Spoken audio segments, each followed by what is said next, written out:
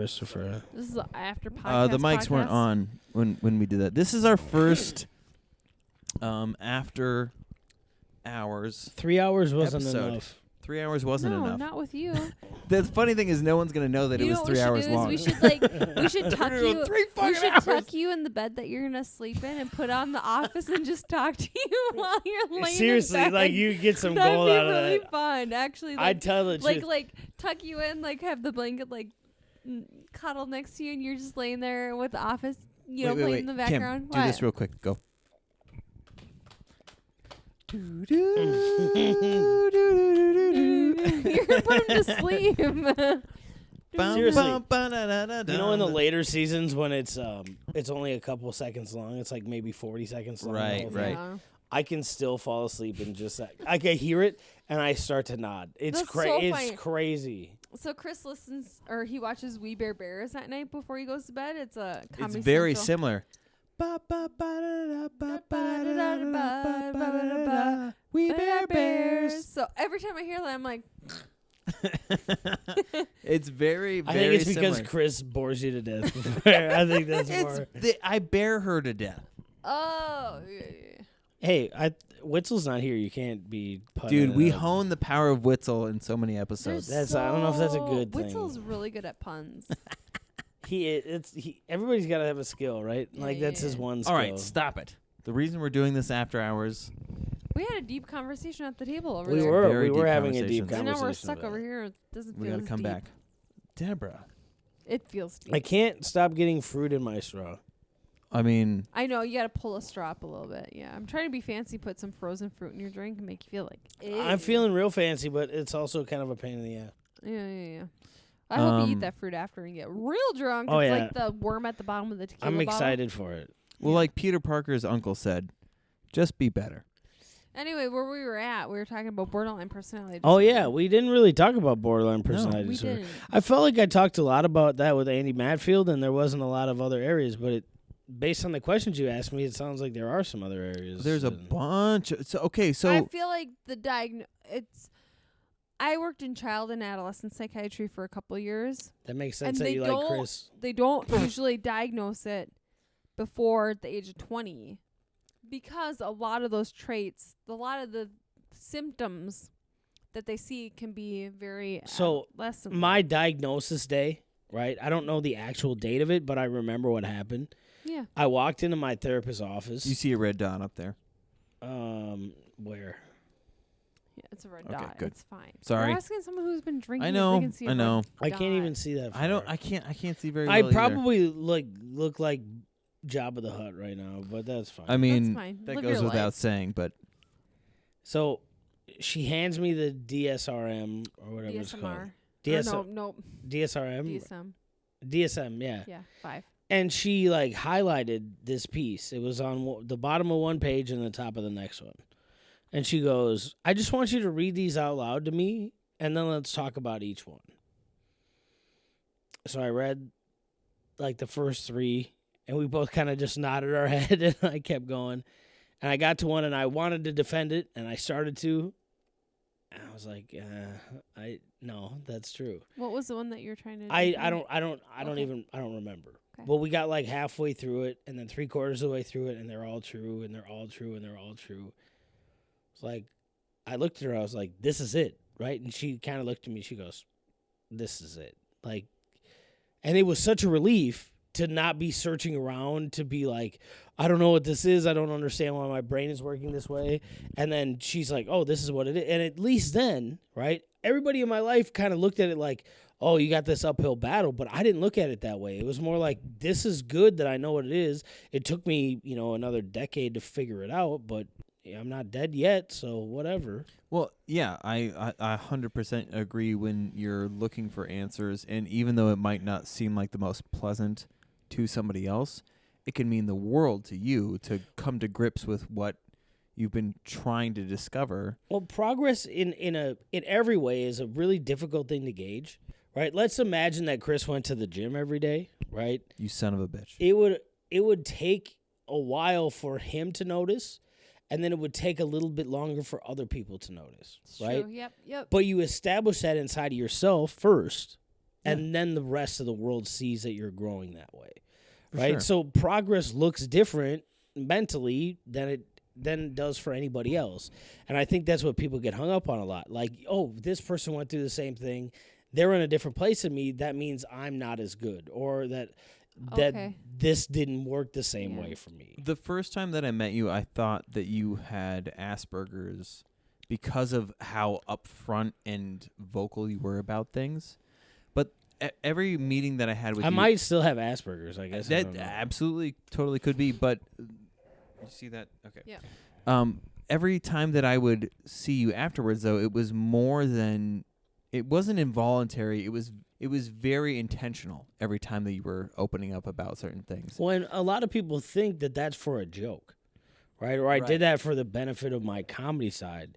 I did that because I was dealing with it at that time. Yeah. And I was trying to wrap my head around it. So So when you got diagnosed, did you do any reading on it? Did you? I started to, mainly because, as that was happening, simultaneously my relationships were starting to fall apart, because there was a big narcissism factor to my borderline, and I think that's why I try to take the opposite route at this point, because I'm kind of predisposed to being narcissistic, and it's a tough thing sometimes to see past that. Yeah. But I ruined a lot of really great relationships because of it, because I didn't see what I was doing as wrong. I felt like I was just dealing with my emotions and everybody else has to deal with it, right?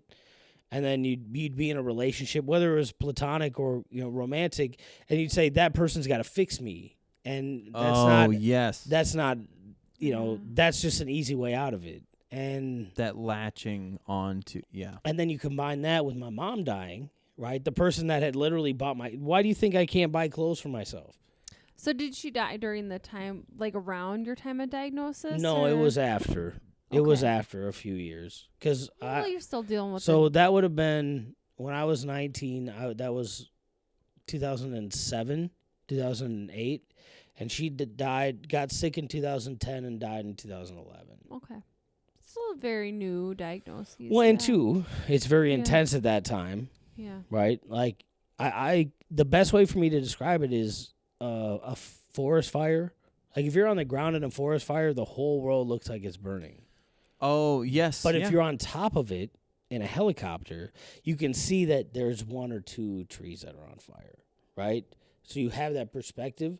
So I had two parts of my brain that were looking at it at 100,000 feet saying everything's okay, and then one person on the ground, throwing their hands up I saying see. everything's on fire and not knowing how to communicate that with myself. It's interesting the way that you're describing it. It's accurate and inaccurate at the same time, because what really is happening, because I have a cousin who has been trapped in a forest fire and has had to throw that fucking tinfoil blanket over himself to try and save his life. Thankfully, I haven't been to it's, that it's point. but- accurate because it actually is more like that, where everything is on fire, but the guy in the helicopter goes, I'm safe, I'm fine, I know the answer, and what they're doing is fairly ineffective to what's actually going on.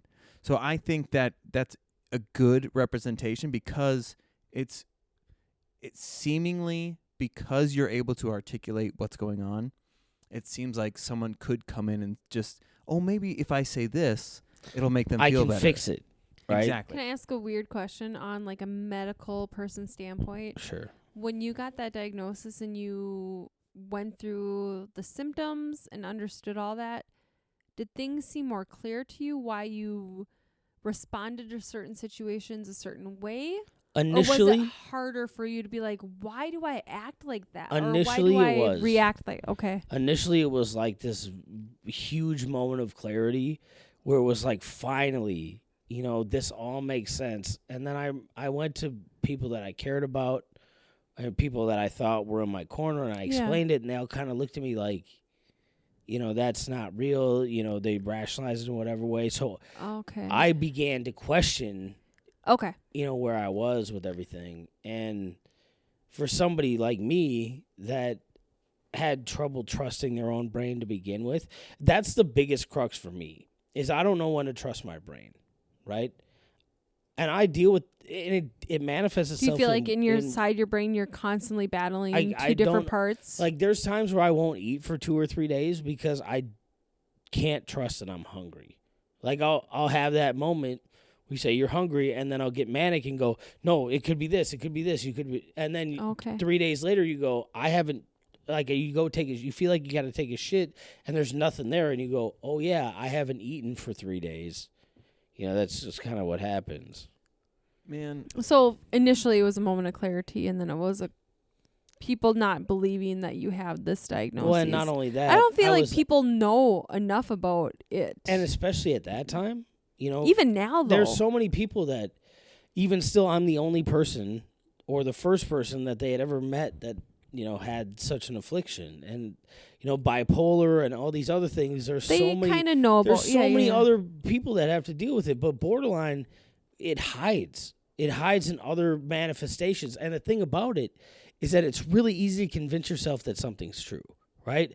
Like, the best way for me to describe it is, like, I deal with my weight a lot, right? Part of that is just because I'm caught up on so many other things that I eat emotionally. I know another guy who just got lap band surgery because he convinced himself that he needed it.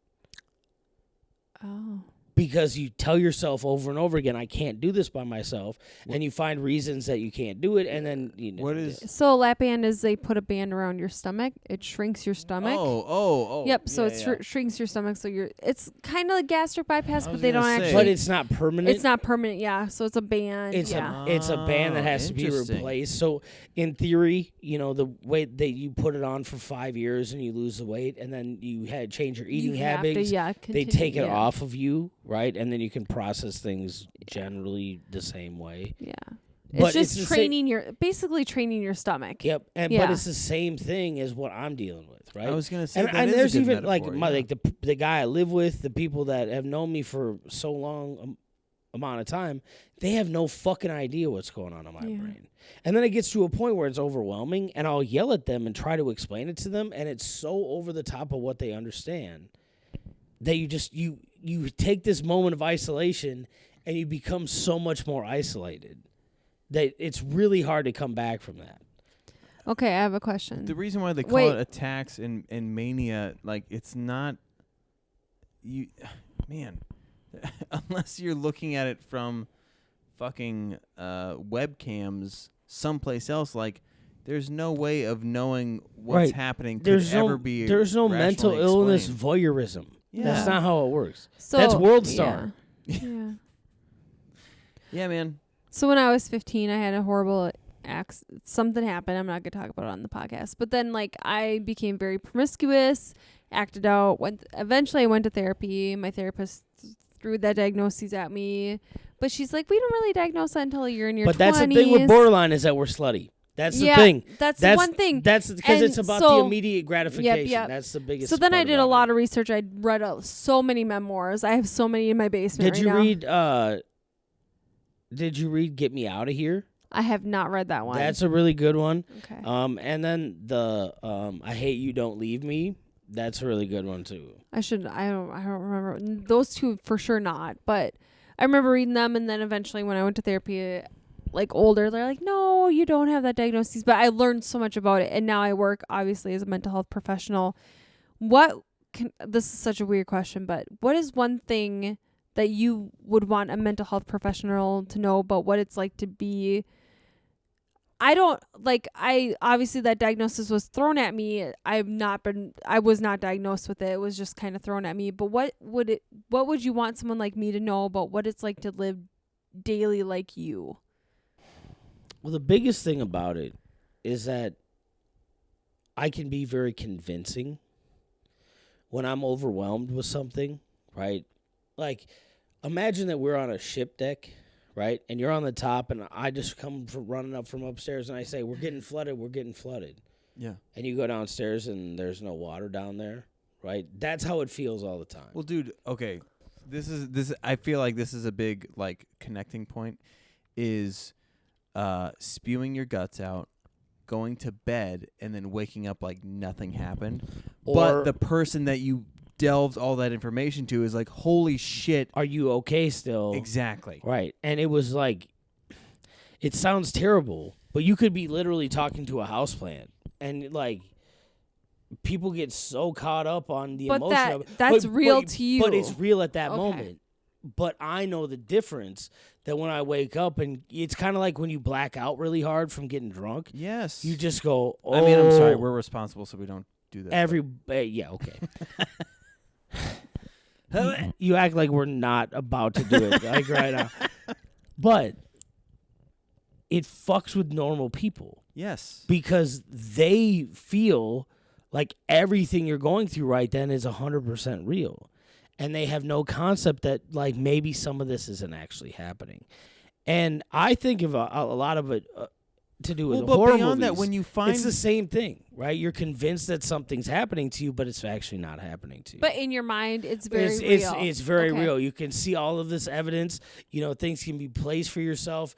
You know, we grew up in a time where we never stopped watching TV. But during that So time things- that you're feeling this is going on, you're not feeling like you're being manipulative. It's very real to you in the moment. And then you come back from it, and you Okay. come back to Earth, Okay, yeah. and everybody else looks at it like, what the fuck is wrong with you? They just got to see what your brain is like at that moment. Well, that's what I was going to say was, so when you find someone who is willing to listen to and try to genuinely understand the shit that you're talking about, your body, I feel like, tries to subconsciously unearth all of the other things. Yes. And so they get dumped with everything that you've ever thought, all of those insecurities. So it's twice as much as you would do. And you don't have, and the thing is, when you're doing it in the moment, you feel like all of those things are relevant. You feel like Absolutely. everything that you're doing in that moment is important. Yes. And that's not how it is at all. You're feeding off of what it is. So when we cleaned out my parents' house, one of the things that my roommate was cool with me taking was our refrigerator, right? It was newer. The one that he had, he hated it. It was a side-by-side. He wanted it up and down. And I got it there. I cleaned it. We set it up. And we both went to the grocery store and filled it up. And I looked at it, and I realized that the reason that I wanted that refrigerator is so I could emotionally eat in a place that was comfortable to me. And I tell that as a joke, Wow. right? Because it is true, and it is funny, but it is also really painfully true. Oh We're my all like God, wake yes. up in the middle of the night sometimes in front of the refrigerator. Like, how the fuck did I get here? Where did this come from? But it comes back to what you're comfortable with. Absolutely. And so much of all of everything is tied together, right? The reason that I don't take care of myself is because I don't feel like I deserve it. And the reason I don't feel that I deserve it is because I don't take care of myself, right? It's a completely, and that's It's a cycle. It's a very simplified way of saying that, Yeah. but that's the way it goes. Well, yeah, you're an overweight Joe Cocozzello. He's 55 years old. He and, is like, 50. So one thing I've learned with dealing with patients with like borderline and bipolar and stuff, anyone with any personality, it's got to be like, I don't mean this in a mean way, and if it comes off mean, let me know, but it's got to be just exhausting constantly being in these states where everything seems so real to you and people don't understand, and then when you come out of it, it's like it's just got to be so Well, and two, exhausting. Think about it in a position like Chris and I, right? Where we produce things and we do things that we're in a position where, you know, for better or worse, people want to know us, right? Whether they want the stage time, whether they want us to just like them or whatever it is. I don't fucking know where anybody's coming from. Please hold. Jesus Christ, this is really gross. What do you think? That's fine. You fart into the mic, so I Damn take it, you're top right. over it. It's really difficult for me to know when somebody's attracted to me, because I get the feeling when they're taking advantage of me, and when it's genuine, I don't see it. It's a very, very difficult thing to juggle because I can't trust anything. I was gonna say, do you feel like at least when you think that they're taking advantage of you, you feel like you're in control still because you at least When read I'm- the situation. When right? I'm manic and I feel like I got it all figured out, yeah, Yeah. absolutely. Yeah. But you wake up in the morning and you realize that you have $400 less than you thought you did, or whatever the situation. Not that that's happened, but you understand. Yeah, what I I'm mean, saying. I don't bang horse, but I haven't either. That's not what I'm saying. no. What I'm trying to say is like, man, you're at one point you're Neo in the Matrix. Not only do you understand what you're going through, but you understand who you're talking to perceives what you're going through, so you know how to deal with that later on. This sounds terrible, but that's why when somebody dies, I'm the most comfortable. Because even when my mom died, everybody was a wreck. Everyone was erect. Everybody was a wreck. Everyone is a wreck. Come on, dude. He That was good. No, that was good. I'll give you that. I give you that. That was good. Everybody You was do a one wreck. of these. Everybody was a wreck, but I maintained it, and then they all got their shit together, and they all went home, and they all went back to their lives, and then And then you I'm lost your there shit. and left with Yeah. all the shit because I'm comfortable when everybody's chaotic. I live in that world all the time, but when that's over with. And everybody goes back to being normal, they don't see what the chaos is because I've been holding on to it. But I live that all the time. That makes a lot of sense. Because I feel like a lot of patients work with and all that, when the chaos isn't happening, when it's somewhat like When everything's stable-ish. when it's Let's say it's stable. then they find reasons to make it explode. Not reasons, but like the slightest thing can be like Because- devastating. because all the things that you have built up when things are chaotic, there's no out button on that, right? So it's There's like, no discharge. what are of your it. triggers? It's Yeah. garbage, and you have a finite amount of time to deal with it, right? Yes. And at a certain point, it's going to explode, and at certain points, it's going to ruin your fucking life. Yeah. One thing that I will say about borderline that I'm very grateful for is that it's way more difficult on women. I don't know why that is. Wow. So everything that I'm feeling, it's 4 or 5 or 6 times more difficult at an earlier age and extended for a longer time, right? So borderline used to be known as the woman's disorder. So you want to know the first time I ever heard of it besides my therapist? I'll let you guess. When you met Chris Duke? What movie do you think? Winona Ryder. Oh, yeah. Yeah. Girl Interrupted? Yep. Yeah. Yep. So that's the first time I ever heard of it. So then when I met with my therapist and I was like, I am not like Winona Ryder. I think people, obviously, we watch movies and we get these ideas in our Well, head. and when you're the thing about us and I think is with we're the, moldable, Yeah. right? It's easy to tell us something, and as long as you got a couple pieces of evidence, we're gonna believe it, right? That's just the way Yeah. it works. Yeah. But talk about a painful existence. but it is Yeah. known as a female. It is. It is. It is. Yeah. And I think that's why I've been so outspoken about it, because there's so many people that deal with it on an everyday basis and don't say anything, right? They'll sit at their job all day and think about killing themselves, and some people do it, you know. I've seen it. I've seen there's groups, there's different things, and honestly, one of the big reasons I keep doing comedy, I think about quitting all the time. I think about quitting everything in my life all the time. But one of the big reasons that I keep doing it is that I know that at some point, as long as my story's articulated and I can explain what I went through, there's going to be maybe, if it's just one person that's going through it and doesn't feel like they're alone, that is leaps and bounds better than what I ever had to deal with. Because I felt like I was alone all the time, right? It wasn't until I felt comfortable enough to just have a fucking mental breakdown on Facebook Oh, dude. that I was just like, hey, and it was a video. And I just explained, like, you're not by yourself when you feel this way. You know, a lot of people look up to me, and I don't know why. I don't know why they do that. Maybe it's just because I am out there or whatever Yeah. it is. I'm a public figure, however you want to look at it. But they're seeing something in me that they feel like they don't have themselves.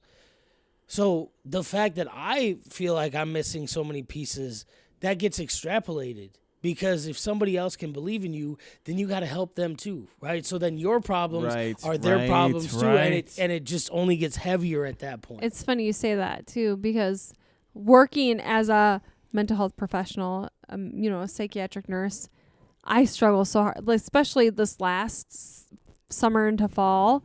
And I talked with one of the psychiatrists I work with, like, what is it I've seen a lot of sick people within the last month. And he's like, yeah, going from summer into fall is really hard for a lot of people. Terrible. And I didn't want to be like, when I'm not here at work, I just want to stay in bed. I don't want to talk to anyone. I just don't want to interact. I don't even want to get up. I don't want to shower. There's certain things I don't even want to do. And when you work in the field, like, you have to put on this face, but in you're reality, feeling the same thing that they're in reality, feeling. I'm laying in bed. And I have to be like, no, it's good to get up, take a shower. And really, when I come home, I don't want to do anything. I don't want to interact with anyone. I don't want to do anything. I just want to lay in bed, watch TV. Like, I have a loving life. I have loving kids. I have You're her wife. Life. But, like, you look, like, idealistically, you, like, look, oh, she must have it together. She must have a great life. That's not what it's about. No, that's certainly not what it is. No. Everybody has the mechanism to get through what they're dealing with right then, right? But there has to be a point, whether it's 2 months down the road or 20 minutes down the road, where that has to be released in some kind of way. Yeah. There's no two ways about it. Yeah. And it's Well, like I where I have struggle too, because I've like within the last month too, like having those passive suicidal thoughts. My job is I work in the ER. I work with suicidal patients all the time, where we come up with safety plans, and then I come home at night, or like when I'm alone, I have these passive thoughts like, well, what if I wasn't here anymore? And it's like, then I feel like I'm like, I always get to nobody would care. That's where I always get with it. oh, so you go okay. That nobody would give a shit. That I could just do this right now, and yeah, you be sad right away, but ultimately you'd be fine. Because even if it's irrational, Right. no matter how irrational it is, it feels real. Yes. And most people think when you're manic or you're upset that you look different, right? Right. When I'm hot on stage or when I'm manic, I look the same fucking way, right? Because I've never stopped talking. The thought process is always right there, but unless you really know what I'm talking about, it looks like it's something completely different. And you survive that enough times. And some people get bulletproof, where they think I can do whatever I want to. Or people like me wait for the other shoe to drop. Man, I don't know. This whole conversation is difficult because there's so many facets to, like you were saying before, where especially a lot of people don't make it to this point. Right. So we know things that other people don't. Like, it's not necessarily that you are a survivor, but you have survived. Does that make sense? So, like, it's amazing that I'm alive right now. Exactly, yeah. So what I mean to say is that, like, we go, wow, I can't believe that I'm here now. And what I can pass on to you is what, how I maybe made it through, and like what I think of it now and what allows me to make it through. Most of the time when I talk to other people who have been through this shit, it's not traditional. Like, it's not the same thing that you would hear from a therapist. And I think but that's the fault lines that people fall into, is they say, well, this is what it feels like for me. I can find 2 other examples where it wasn't that way, so I must be different than anybody else that's ever had this before. And it's easy then to say, I'm placated by the fact that I'm alone, so I'm going to make this distance even further and watch nobody cares about me, and then I'm gone, and nobody really ever would care about me, right? Now, that's the rationalization of somebody that wants to go. yes, That's not the rationalization of somebody that's trying to convince themselves that it's an okay decision. That's trying to find somebody to find a reason to say, okay, this is finally or to okay. find value. Like, it's not necessarily that, like, they're trying to say, like, I find, like, a lot of the times This is outrageous. the comics that Andy is drinking hot Jell-O. So Jell-O only looks like this when you heat it up for 60 seconds in the microwave. Oh my gosh, it does kind of look like that Jell-O with the fruit in it. It's hitting my stomach like that. Let's talk about your podcast. What do you talk about on your podcast? No, Deborah. What? I'm almost done. No one cares Okay, about go. that. What I was going to say was that people who deal with this stuff, you're either trying to figure out what you bring to the table, or how can I make what I'm going through still seem valuable enough to hang around. And here's what I get caught up on. I don't know why anybody likes me. I have no fucking idea why. That's how I feel about myself too. But the problem is, every time I get down on it, I'll go to a show or I go see some And you people I feel haven't that seen pick for me a while. up. Yes. And you feel that pick me up. Yep, and then yep. 15 minutes later, you're sitting there with all these great intentions and no muscle behind it. And you go right back to where you were. And where I was for a long time is I wanted to find somebody that was going to fix it for me. It was just going to say, okay, this is what you need to do. But that's not how it works. And how much better do you feel when somebody who, in that moment that you're up, is more fucked up than you, and you have the answers for them, and you notice a change in them, and you go, wow, look at what I contributed to. Yeah. And then you're like, oh, maybe I should stick great. around. It's great until you have your own problems. And then once you have your own problems, you realize that you don't know shit. And you want to go back and talk to that person and say, maybe you should rethink those decisions that you just made. Try making that your professional. Like, I know you're really excited about them right now, but I think you need to pump the brakes right now. Dude, yeah. And that's what I find. But here's the other thing, too. White straight dudes. That's okay. Let them racist. go. They're the worst. No, They're the worst. But We're They the smell worst. kind of funny. But here's the thing. but I like football. So do I. But here's the thing. They don't feel like they need to identify or acknowledge these feelings. So they get manifested in a whole bunch of different ways. And the unfortunate reality that Chris and I talked about the other night is that most stubborn, stupid, straight white dudes only listen to other straight white dudes. So unless the straight white dudes are saying something different, Yep. nobody ever gets a different message.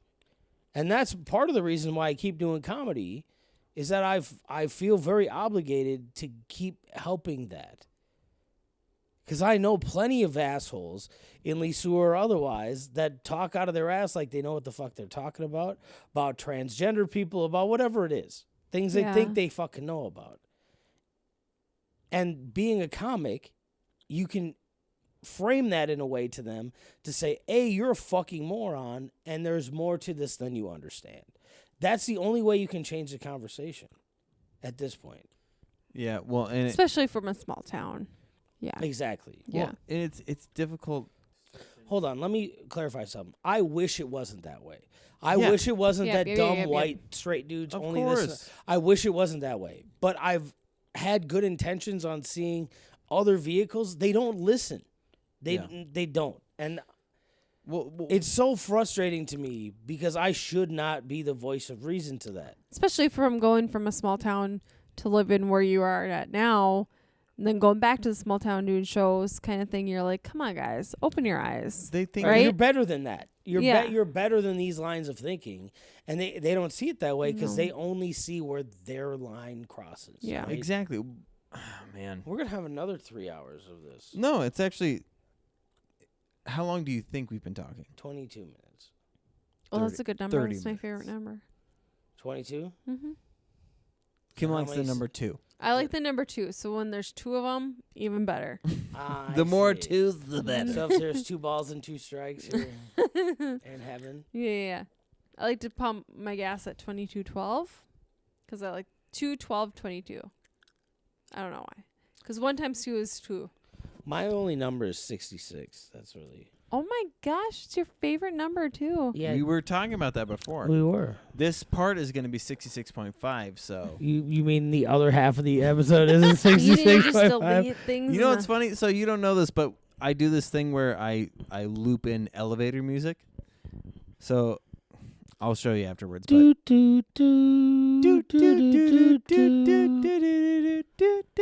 honestly, this was a lot of fun, and it made me realize, like,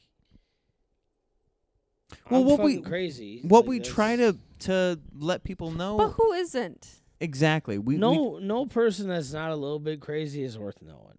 That's kind of the long and short of it. Yeah. And every person that we have felt was worth having on here has conveyed that in some capacity to say, Well, I didn't ask you to be on, but Also, I feel like that whole rant that we just went about straight white guys talking to straight white guys. It's not wrong. It's also not universal. There are also molds to be broken with that. Sure. And I'm more or less thinking of it in terms of what's going to happen in a year and 2 months from now Yep. when we have to vote. Yep. That's more or less what I'm worried about. This podcast is not for straight Swiss white men. No. I like that. So they got holes in their dick just like No. you? I was saying I like where you went with there's that. different people in the world that don't have to deal with this shit. Right. It must be nice. It must be nice to look at your life and say, well, these problems aren't mine. I don't have to deal with it. Yeah. That's like if you had one broken tooth and you ate a Laffy Taffy on all the other teeth and were like, nope, everything's good. I would love that. I actually have did so that. many I missing actually teeth. did that earlier today. You broke a tooth on a Laffy Taffy? No, I've had a broken tooth for like 2 years. Oh, I Oh, broke a okay. tooth on a corn nut one time. Yeah. The ranch Is that what ones, what you fucker. call Chris's dick? Yeah. I'm like, oh, that corn nut. You got, How dare you? hey man, give me that corn nut. Do you think it gets that hard? Like a corn nut? I Deborah. mean, No? I'm sure it's I don't know. This is a great time for our sponsor, forhims.com. For him. Blue Chew Chewables, Whiteclaw.com. footjobs.org. What other ones are out there?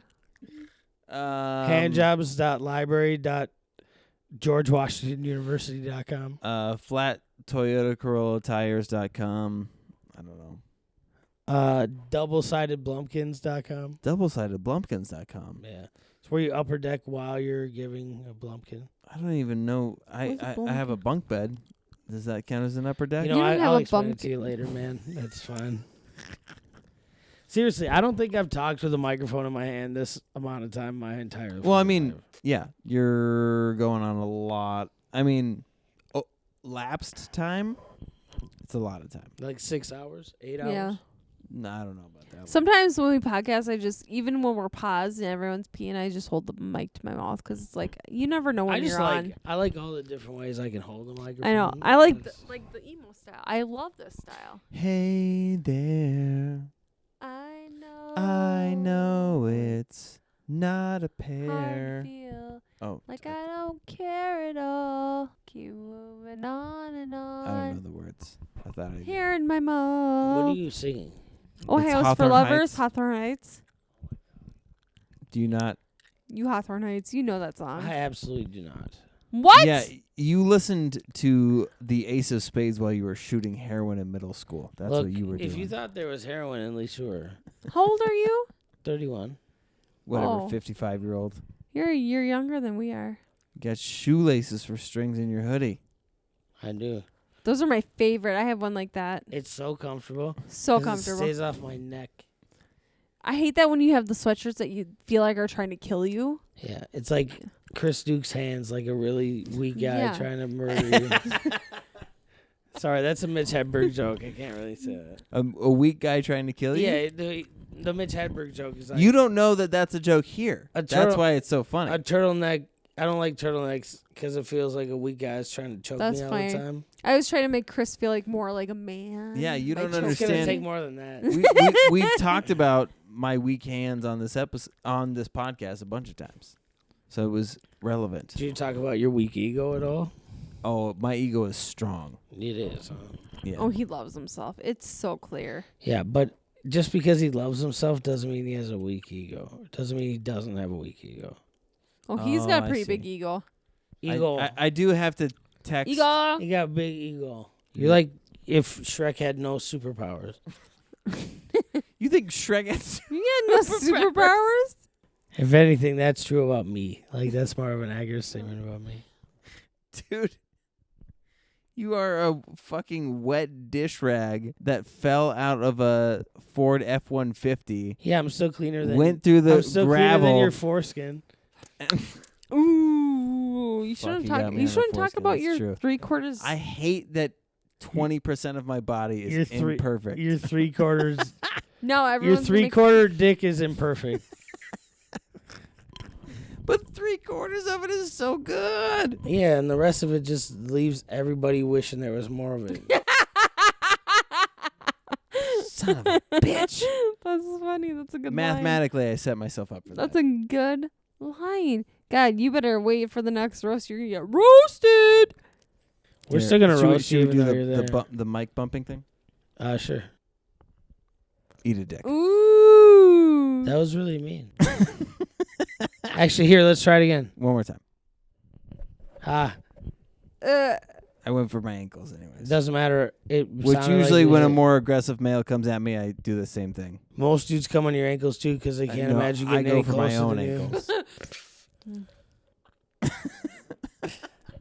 What's the point of the mic at it? No, I Thank don't you for Wasting not. That farts. sounded wet. I don't remember I'm the glad that microphone. didn't go at the mic. Well, I mean, look at his jeans. Honestly, I don't my think anything socks- could get my through. socks are full right now, so we gotta. I've never seen blue and yellow jeans before.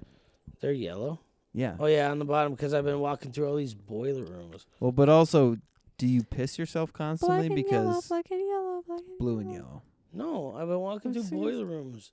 They have all that Someone works. fire retardant. Whatever, dust everywhere. juggalo. Did you just call me?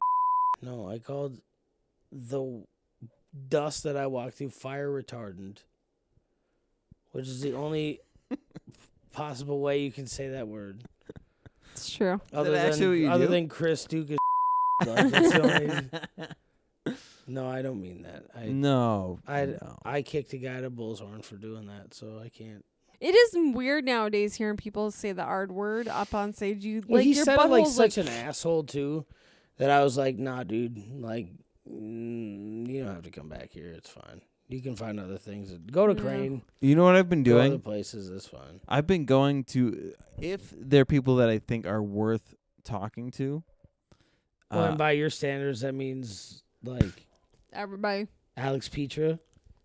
How dare you? Seriously, He wants to make out with Alex. is it Petra. hard for Alex Petra to walk around while you're like cemented to his cock the whole time? Is that?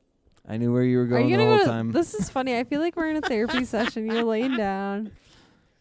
This is just your. You know what happened? We were in This California. is your fainting couch, right? Yeah. Okay. When we were in California, Chris, we podcast with a friend of ours that lives out there now, and Chris Oh, and yeah. him were podcasting. I was podcasting in bed, and slowly it became this. She fell asleep with a microphone in her hand. I have Which photos of could you imagine? I mean, talking with this guy, how hard it is to fall I'm asleep. amazed I'm still awake right now.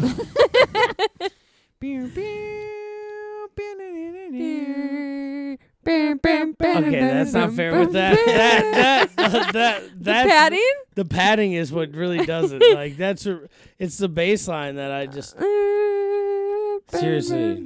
It would be really easy to rob me. Just play the Office theme song 3 times in a row, and you can have whatever. If I were to pull the microwave and I go, Michael! If I just did one of those. What's your favorite? You don't watch The Office? Are you joking?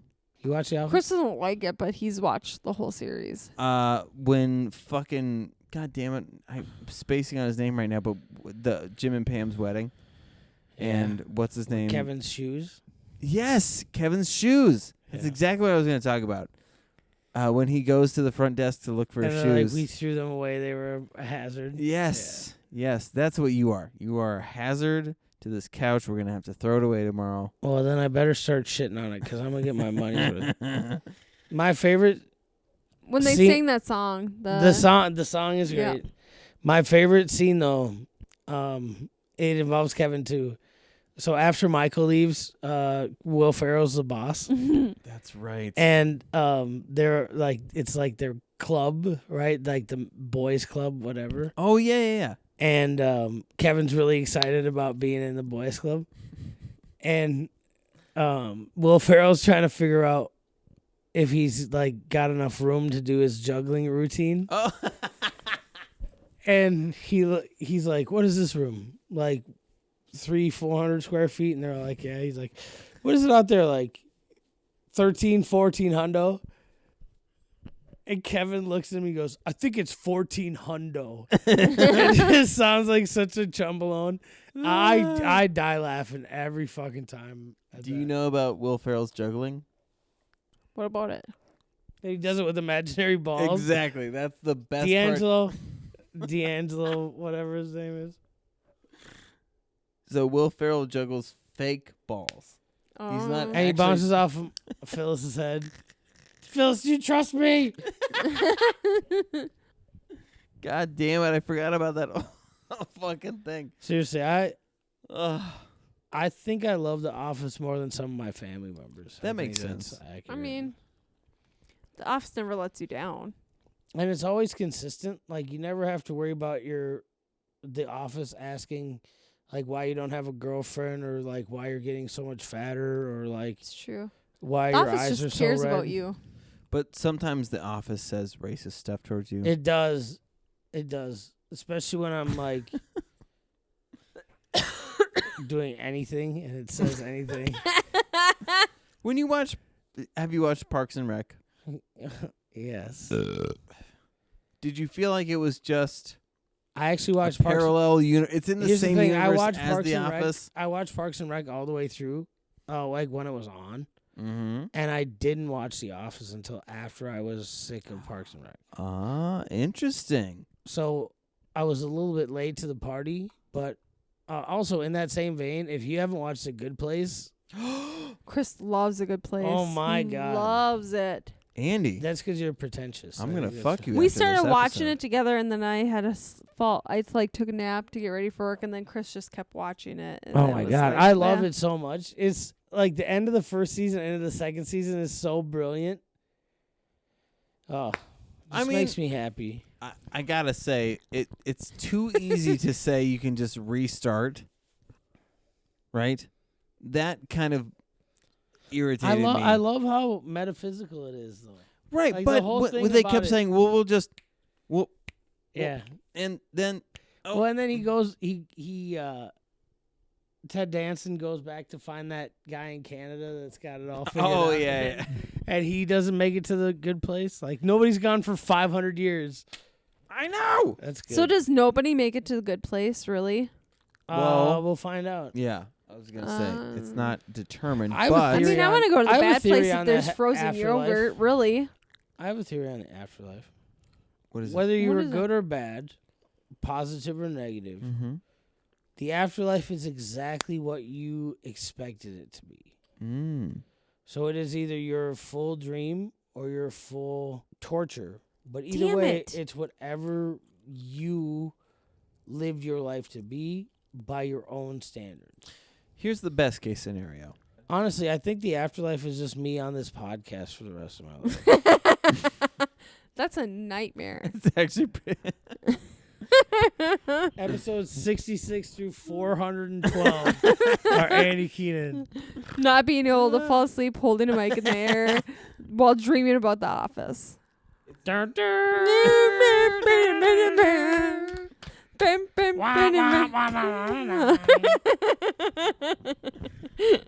God damn it! I can't think of a better way to end our very first ever after podcast. Podcast. That was just as long as the other podcast. I'm gonna call this Andy After Hours. Oh, I That's like fine. that. Nobody will want to go home with it either. Like that's fine. Really? You know, Chris Duke burned me really hard Yeah, Did in he? between us doing this after. it's probably because podcast. you're a mackerel penguin. I think you have that pointy beak so and sparse beard. I just was like a mackerel lamenting my penguin. hair and how I didn't wash it correctly. Yeah. Yeah, I mean you don't wash it. Is the No, I incorrect didn't wash part it of correctly today. You look like you No. put maple syrup in your hair. Shut the fuck up. Is it because it's so shiny and No, it's delicious? disgusting. Bro, when people pull out the Q-tip from their ears, your hairline is what comes out. That was almost good. But not You quite. liked it a little bit. No. I saw your eyes light up a little bit. Is it the vodka or is it the light? Do you want to know the truth? Huh? Yeah, I didn't think anything of that. That was pretty dog shit. Gross. I forgot what we were talking about. How disgusting you are. Keep going. Um, Keep doing what you're doing. Coughing into your hoodie. I thought we were trying to end this. Yeah, no, he's doing a great job. okay, Keep going. so what was I talking about? For real, you're making my eyes heavy. Stop it. So you're doing great. We're gonna sing you to sleep tonight. This is About Damn Time, or whatever your podcast This is called. About Damn Time with Chris Duke. What do you talk about in your podcast? Mostly about Are you a bridge troll, by the way? no. Yeah, I was just My cousins are though. It makes for really quick travel. I always get through the express lane. I'm not a bridge troll. But you look like the damsel that nobody wants to rescue. They're like all excited. They're like, "Oh shit, I could be a prince. I could be the king." And then they see it and they're like, "Nah. I'd rather go home." I didn't realize it was the princess's stepbrother. Fuck. Yeah, like you haven't watched porn before? Dude, I have heard of so the concept is straight guys getting tricked into being gay, which sounds hilarious. Honestly, premise-wise. I have seen some of those things. It's like they'll blindfold the guy, and they'll be like, "Okay, you're gonna get 2 blowjobs. The first one you can't open your eyes, and they'll put like a bandana over them, and the second one you can." And they won't take it off for the second one, but it's still a dude, the first one and the second one. And then they'll take it off and they'll be all upset, like, "Bro, I'm not gay, stop sucking my dick." And then he's like, "Okay, if you come in his mouth, then you can fuck this girl." What the And it's fuck? like, all right, cool, I guess. Like, Oh my half the God. guys are like, "No, I can't do that." And the other ones are like, "Dude, we already came this far." That's Like, I so guess. funny. Dude, There's a lot of weird porn. Like, the other day, I've stumbled upon something that I downloaded off of LimeWire. And I forgot that it existed, and I saw it. Like, I even saw the background. I was like, wait. I know what this is. You're first. Are you Okay, talking don't about- do that. Are you talking though. about your CDs that you downloaded and you brought here? Yep. They're full of Porn. LimeWire porn. If you play it backwards? Heather I Deep Throat. That's her name. Heather what? Heather I Deep Throat. Heather I Deep Throat? Not me personally, but like Someone her. did. HeatheridEP Oh, I see. Okay. throat.com. You have a new sponsor now. Heather I Deep Throat for Bluetooth chewables, so you can. when you need to boost your immune system, vitamin C, vitamin D, Heather I Deep Throat. Honestly, she's way too much woman for me. I couldn't handle it. It's a real person? Yeah, man. Why that's are we a- trying to close this? I'm tired. I know. We're I'm working on it. exhausted. It's like 4:00 in the morning. You're Right? literally giving up. Your body has. His eyes are going to sleep. Would All you right. stop talking? We're never gonna stop talking. It's never gonna. Honestly, when I die, will you just hang this over me in my casket? Will you just Yeah. hang it over? Yeah, be like, died on the Duck Duck Grey Duke podcast because they don't shut the fuck up. He recorded for 4 hours and none of them were good. Couldn't even find a full hour in that for 8 hours. I've been on your podcast longer than I was at work today. Me too. Hey. Oh, sorry. Hashtag me too. Thank you. I don't know what to say about any of that. Huh? I don't know what to say about any of that. Oh, okay. If you guys want to donate to Andy's GoFundMe to buy new socks. It's Glazed Donuts. What? Glazed Donuts 69 at Venmo.com. You shouldn't talk sock man And over Chris Duke, Look at my here's pristine the socks. actual website. Go ahead. Put your Uh, sock up compared to my sock. www.chrisduke. Good Lord. Yours isn't even on all the way. Also, I think I wore this one most of the day, so I think it. Oh, my God. there. Did you change your socks, Chris Duke? Ah. Oh, I love it. Chris Duke changed his socks, but he's still an asshole. That's true. That is a valid point. I gotta Andy, go. I love you. That's I'm so glad you're here. That's a character choice that I'm going to judge you for. Loving you? Yeah. If you love me, then you need to like really think about your life. All right. Well, Kim, we're divorced. And I'm moving to Iowa. Chris always is trying to find an excuse to divorce me, though. Okay, but I also don't honestly like. I think that's just him trying to get ahead of the 8 ball. Because you think I'm going to divorce him? Yeah. I'm trying to Oh. get that big cardboard box in the sky. You already look And like it. moving on up to the north side to that cardboard. Honestly, I don't even box know where we in are. Oh, the yeah, we are. We're in. sky. Andy, Yes, high five. this was weird, No, you did good. but nobody died. That is also true. Also, what the fuck, dude? Yeah. You want to touch some peen? Well, no, here's the thing. Like, you're all hairy. Like, Yes. I know. I need to get Your a nipples good are old wax. Your nipples are hairy. Yeah. It's a little alarming, isn't it? Son of a bitch! All right. Well, thanks. Quack quack. Should we Quack, just quack? do a mini quack quacks? Quack, quack, Good job. quack, quack, Quack. quack, Quack. quack. Good job.